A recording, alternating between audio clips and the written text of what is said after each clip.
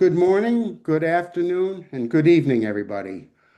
And welcome to a delayed start, however, to the 2026 summer series of webinars from the Middle East Forum of Falmouth. I'm Andrew Davis, president of the organization. For those new to the forum, we're a 501c3 nonprofit run 100% by volunteers. We were founded in 2006, 20 years ago. Over the course of each session, we present a series of talks that represent a broad range of perspectives, opinions, and analysis addressing the complex issues facing the Middle East. Today, we now have speakers and audience members scattered across the globe, thanks to the internet. As we all know, the Middle East is in dynamic flux, and in many ways has been turned inside out by the war with Iran,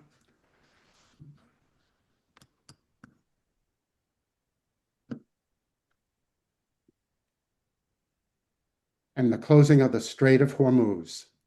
Our June 28th webinar laid out how the war has changed many alliances, and we now see three rival groups with differing interests and fears. A new group outside the Gulf Cooperation Council focused on containing Iran and now perhaps more concerned with Israel's rising role includes Saudi Arabia, Qatar, Egypt, Pakistan, and Turkey. A second bloc in the Middle East includes the UAE, Greece, India, and a third axis is represented by Iran and its proxies in Lebanon, Gaza, and Yemen. And where is the U.S.? For the full story, I encourage you to watch the June 28th recording of Faris Maqsad on our website, mef.world. As they say, you can't tell the players without a scorecard. Our perspective and understanding of Israel's outlook from an Israeli perspective will be broadened today by Jonathan Conricus, who will be introduced by my colleague, Gary Jacobson. Gary will also moderate the Q&A session. I should remind everyone in the audience that we present opinions from across the spectrum to educate people and not to imply endorsement. Please use the Q&A window at any time during the talk to send in your questions. Do not use the chat window. And with that, without further ado, I'm turning this over to Gary. Over to you, Gary. Yes. Thank you, Andrew. We've had the technical problems, ladies and gentlemen, for which we apologize and are late. And you can let me know whether I am coming through to you, at least verbally, if not verbally and picture.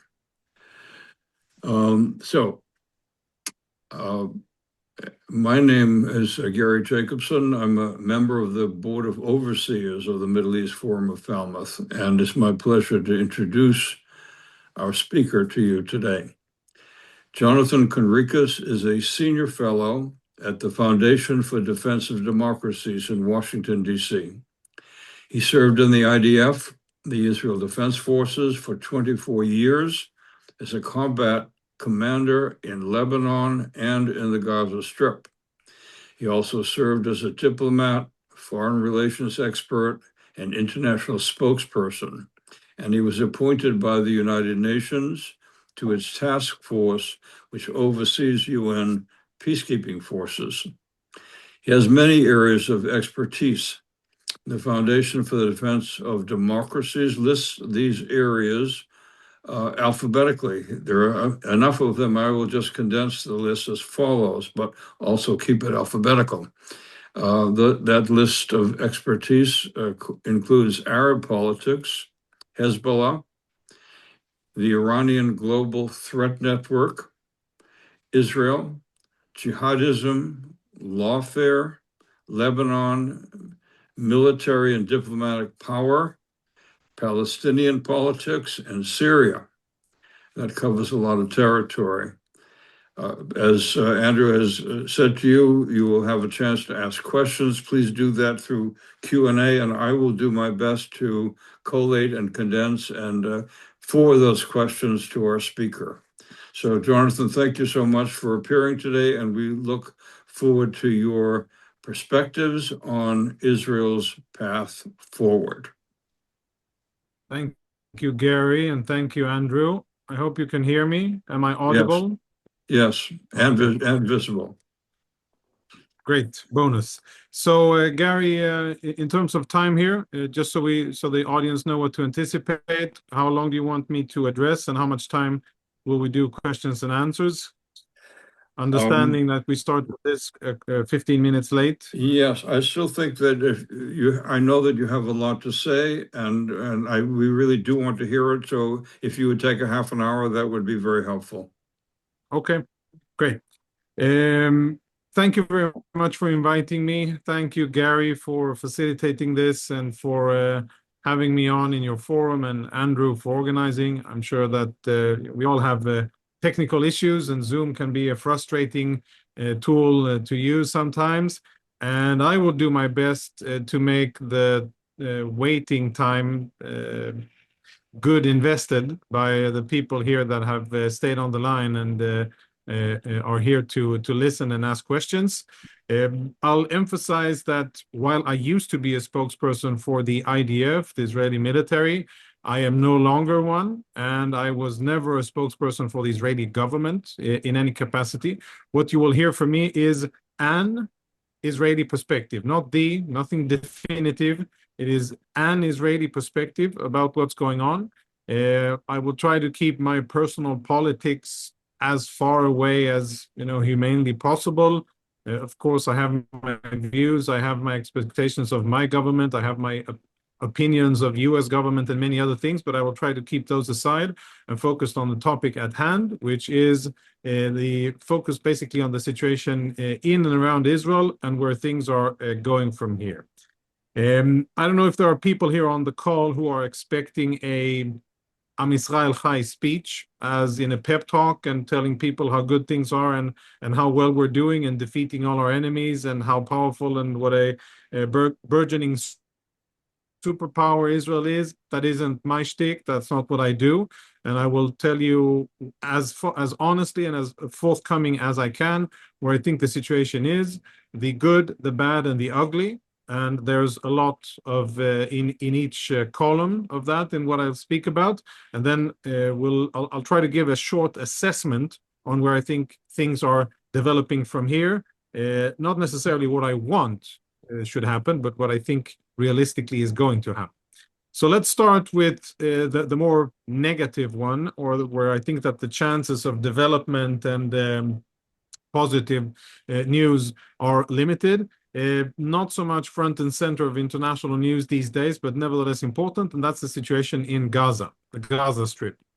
The Gaza Strip, I wouldn't say that we are square one, but I would say that we are sadly, ironically, regretfully closer to square one because of the simple fact that there is a UN Security Council resolution 2803. There's the Board of Peace, there's the Trump peace plan. They all exist on paper, but in reality, on the ground, Hamas is armed and in control of about half of the Gaza Strip, and most importantly, in control of the civilian population.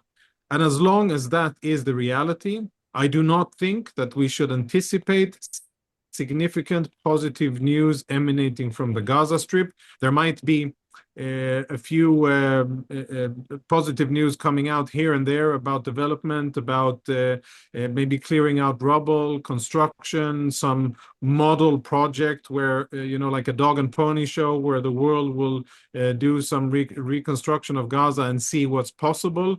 But bottom line, in terms of where, strategically speaking, the Gaza Strip is going, as long as Hamas remains in power, and they are in power, then I don't think that we should anticipate anything positive happening.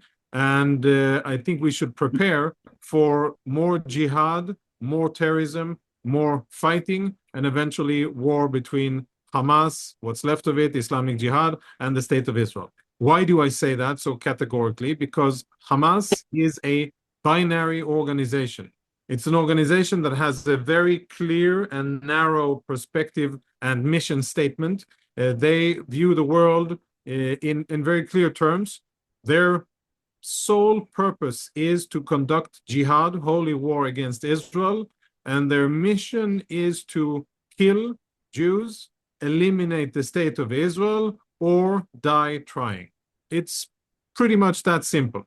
So since I believe that is what Hamas is, based on their documents, based on their charter, both of the charters that they have issued, the original founding document and then the slightly edited version from about 10 years ago, and the statements being made by Hamas seniors in Gaza and outside of Gaza, those who are left, nothing has changed. Hamas is a jihadi organization that is sworn to the destruction of the state of Israel, and there's no negotiations, no moderation, no different perspective, and no middle ground to be had with Hamas. I say this as a father of soldiers, my children are military age. One is already serving, and the second is just about to enlist. I definitely do not have a personal interest in that becoming reality, but I think that is where we're going. And the key part here is that nobody is enforcing the Security Council plan, Security Council Resolution 2803. Nobody is disarming Hamas, even though that is action item number 1 on the list, that the Gaza Strip should be demilitarized and de-radicalized.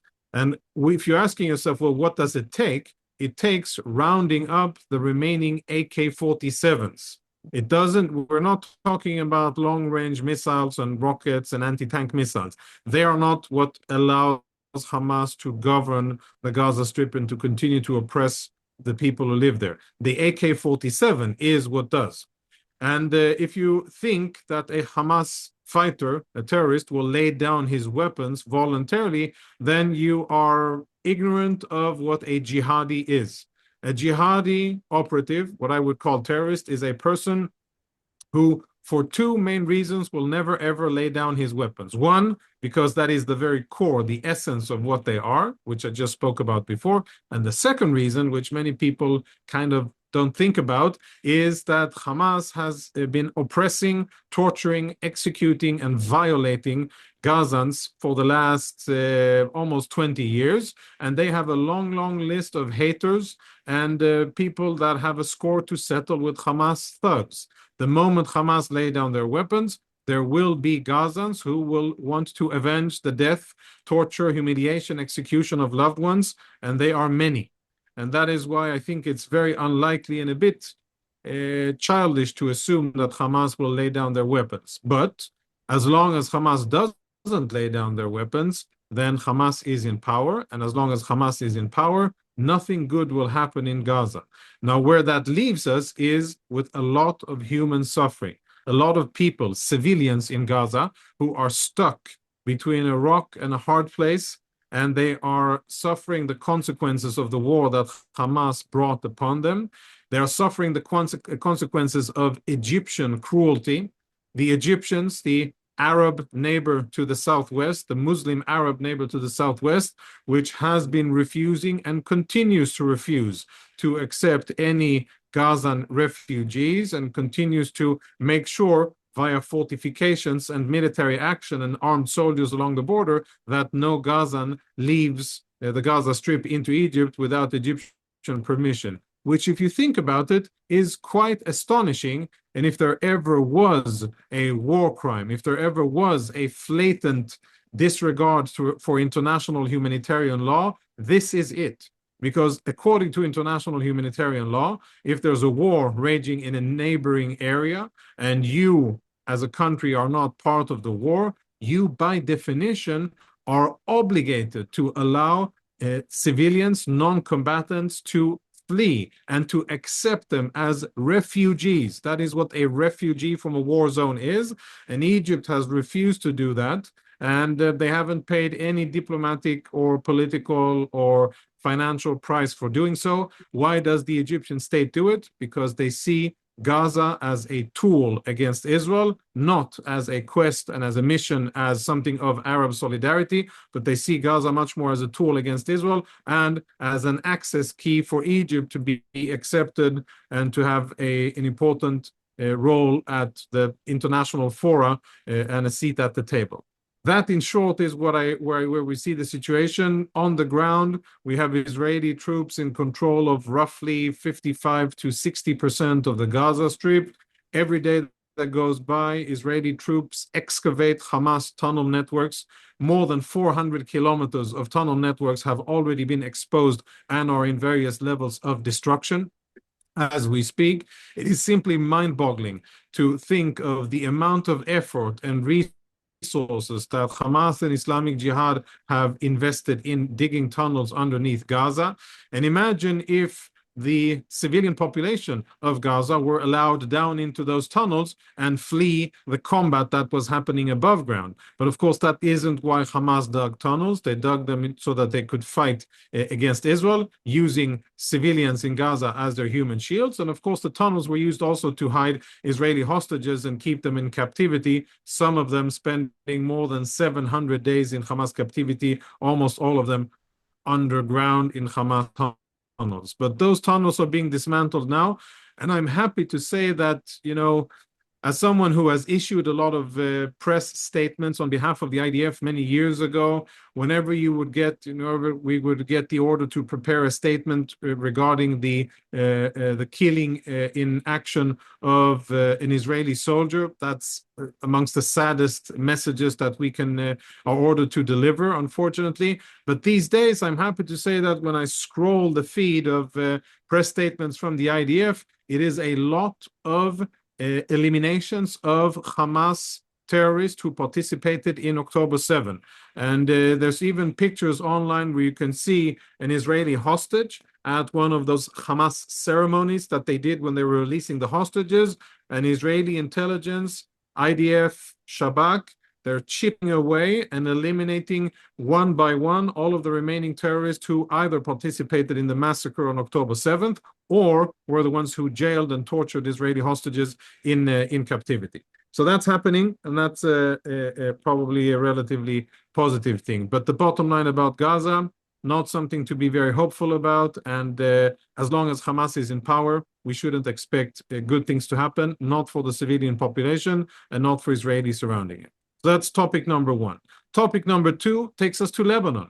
And here, in contrast, for the first time that I remember, and as far as I've read history, we have direct negotiations between the democratically elected government of Lebanon, led by the president and prime minister, and in cooperation with the Lebanese armed forces, the military, between them and the state of Israel, facilitated by the U.S. Secretary of State and, of course, the President, which for the first time have brought these two countries together to negotiate normalization and, God willing, also peace.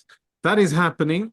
Currently, Israeli troops are deployed in southern Lebanon, about a strip of 7 miles, 10 kilometers into Lebanese territory.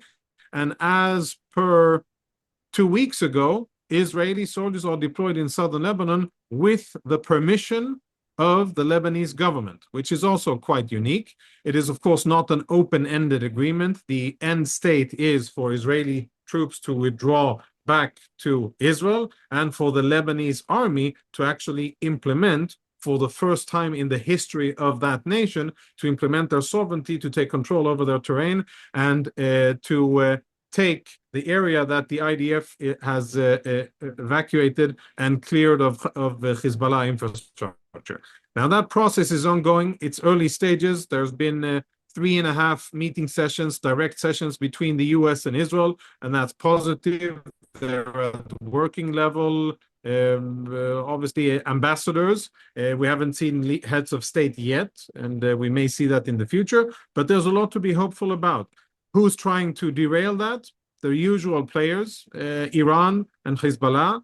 From an Iranian perspective, this is money time. This is very dangerous. This is an acute danger for Hezbollah. They are the weakest that they have ever been in Lebanon. And the Iranian regime is scrambling to try to save what is left of Hezbollah in Lebanon. And not a lot is left. Hezbollah has been hit quite significantly by the IDF over the last 3 years, ever since Hezbollah joined in the aggression against Israel on October the 8th. when Hamas launched the offensive on October 7. October 8, Hezbollah joined in. Since then, they have attacked Israeli civilians, fired ballistic missiles and rockets at our civilians, tried to invade our country. And luckily, Israel has been able to defend itself and to take out and deliver significant blows against Hezbollah. Where we stand today is that I would say that there's hope for the future. And I think there's a lot of things to be grateful for, American mediation of the situation between Israel and Lebanon. But as long as the Iranian regime, which is the next topic that I'll speak about, as long as the Iranian regime is capable of creating that linkage between the situation in Hormuz and Hezbollah in Lebanon, as long as they make that linkage and the Americans agree to it, we will have a problem, and we will not be able to advance and do more things that will be useful and beneficial for the state of Israel and the state of Lebanon and our respective people. But I think what we're seeing now is obviously significant challenges to the MOU. The president has said that the ceasefire is over. He hasn't declared that the MOU is null and void, but the Iranians have said that they've come. The Speaker of the Parliament made a tweet about it a few hours ago that almost says that. So we're getting to a situation where perhaps this very bad MOU that was signed between the U.S. Under Vice President Vance and the Islamic Republic of Iran, that will be effectively cancelled, and the linkage that the Iranians are so desperate to create with Hezbollah in Lebanon will be broken, and Hezbollah will be left and exposed to face the consequences of their acts of aggression and the consequences of the legitimate desire and will of the democratically elected government of the state of Lebanon, which says very clearly, Hezbollah is foreign, Hezbollah doesn't represent Lebanon, Hezbollah does not have the legitimacy to conduct foreign policy on behalf of the state of Lebanon, Hezbollah is not the defender of Lebanon, and Hezbollah shouldn't have arms. And these are 5 statements that have been made by Lebanese leaders in Arabic and in English, which are very important going forward. That brings us to the situation in the Strait of Hormuz, Iran, US. Here, Israel is on a back burner. To use a sports analogy, football or soccer, it's like a replacement player that is warming up on the lines and getting ready to play, but the coach hasn't yet told Israel that we can take the pitch and that we can actually participate in the fighting. Israel, to be clear, is very eager to do so, but we are coordinated by, and I think taking directions from the U.S. administration, and obviously respectful of the big game plan that is led by the U.S., not always in Israel's direct interest to do so, but that is nevertheless what Israel does. And what currently is going on is that the CENTCOM notified that they conducted 3 total rounds of strikes. More than 300 military targets were struck by CENTCOM over the last 4 days in response to Iranian aggression against civilian merchant ships in Hormuz. And the U.S. is retaliating. As we speak, there's a 4th wave of attacks by CENTCOM against military targets in Hormuz and in southern Iran. We're not seeing strikes in Tehran. We're not seeing national infrastructure, not oil and gas or water or anything of that kind, but we are seeing military targets of the Iranian regime being struck yet again. I personally don't know what the military benefit of striking those targets is. I think it's a bit questionable, and if I were to be making decisions, I would probably strike other targets and make it more costly for the Iranians, but that's an American consideration to do. And while the Iranian regime claims that the Strait of Hormuz is closed, the US president says that it's open, and so does CENTCOM. Communicated that the Strait of Hormuz is open and that the US and that CENTCOM is facilitating safe passage for civilian shipping there. So I'm not on the ground. I don't know, obviously, whether it is so or not. Obviously, I trust the US president and CENTCOM much more than I would trust anybody else. But there's definitely a dynamic situation going on. I think Iranian frustration stems from the fact that they're being they're being forced to really taste their own medicine.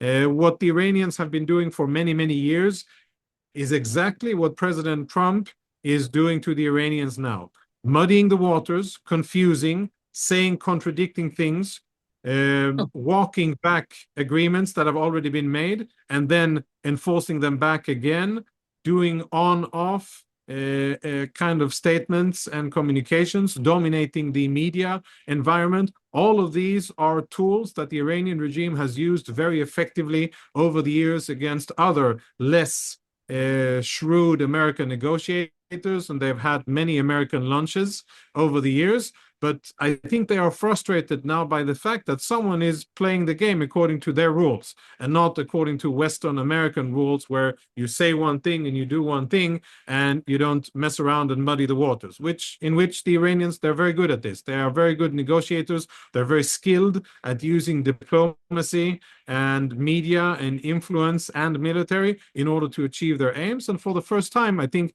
we can see the frustration with the fact that the US is behaving a little bit like the Islamic Republic when it comes to negotiations. And I, of course, commend that expertise and understanding of the local language that needs to be spoken here when you're dealing with the Iranians.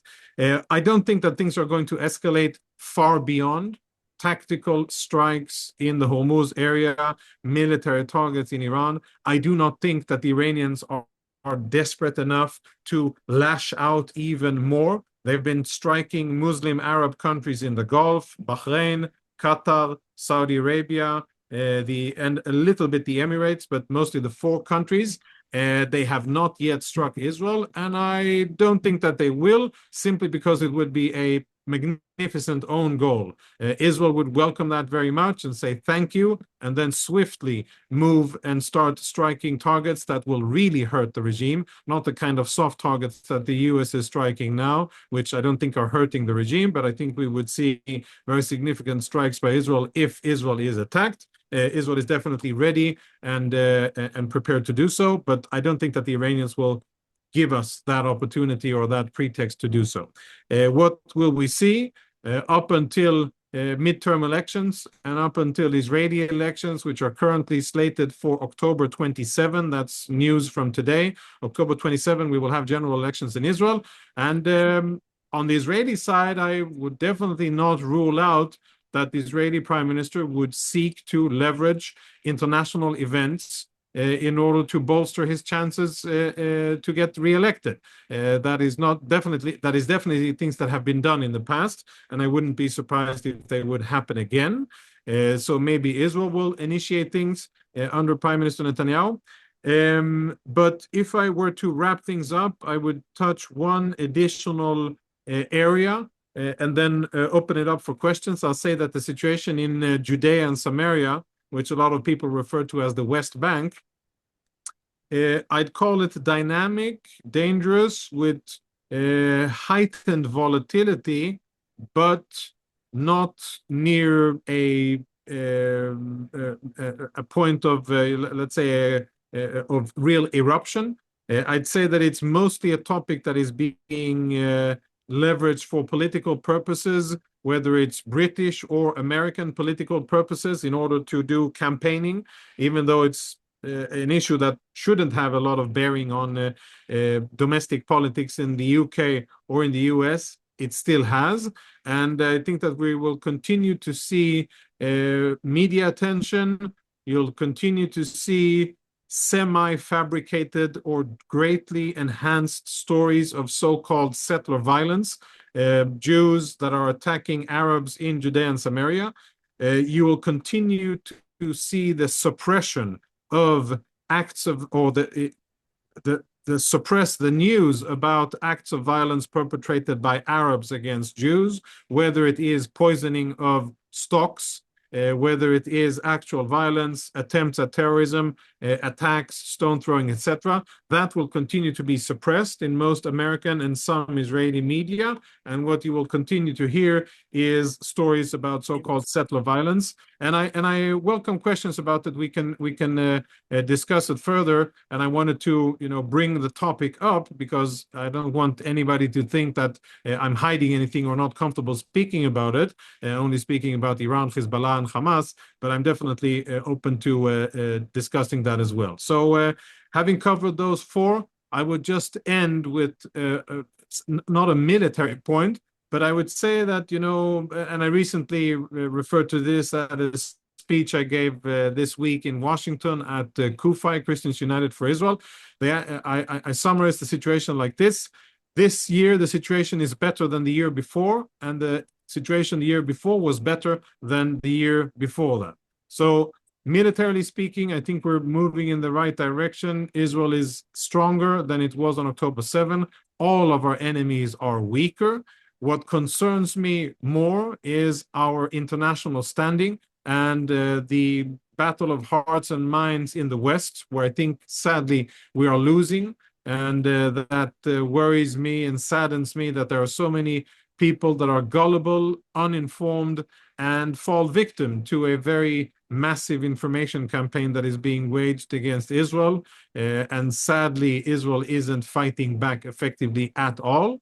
But having that said, I think there's still a lot of room for optimism. And I think that next year will be better than this one. I hope that there will be better Israeli politics. I hope that we will have a change of government and that there will be a government that is much more focused on Zionism, on bringing people in Israel together, as opposed to dividing and polarizing, which I think is happening now. And Israel urgently needs kind of a reset in that sense, and I'm hopeful that it will happen. And I welcome questions. And again, thank you for the opportunity to be here. We thank you for the range of your comments and for the passion that you have in presenting it. And the Middle East Forum of Falmouth is really pleased to really present a whole range of speakers with different perspectives, often in conflict with one another, but that presentation enables us to deepen our understanding and our ability to converse with one another, hopefully to have good outcomes. So thank you for this. I'm not sure whether Andrew is going to, our president is going to make any further remarks. Andrew?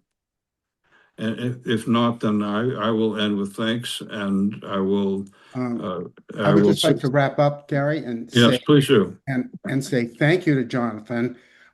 It was a very interesting discussion about Israel's path forward, and I like the way you presented some of the obstacles to Israel's path forward. It's given us a lot to think about. If I can, I'll just mention to echo what Gary said, because I know we're going to hear about this. We have had Palestinians speak in the past, including representatives of the PA. We have had Iranians as well as American Iranians or Iranian Americans speak as well. And to Gary's point, we really want to try and get many perspectives presented to our audience. And finally, just a comment to the audience, you can go to mef.world to register for future talks, as well as to access the recordings of all of our events, and to make donations that enable us to continue these lectures free of charge. And with that, I'll just point out the next presentation is July 26th, and we have an attorney and a strategic advisor who will be talking about the aftermath of the war with Iran. Amir Hanjani has published on this topic in more than one case. So again, thank you to Jonathan for today's session, and I look forward to seeing all of you on Sunday, July 26th. Thank you and good night.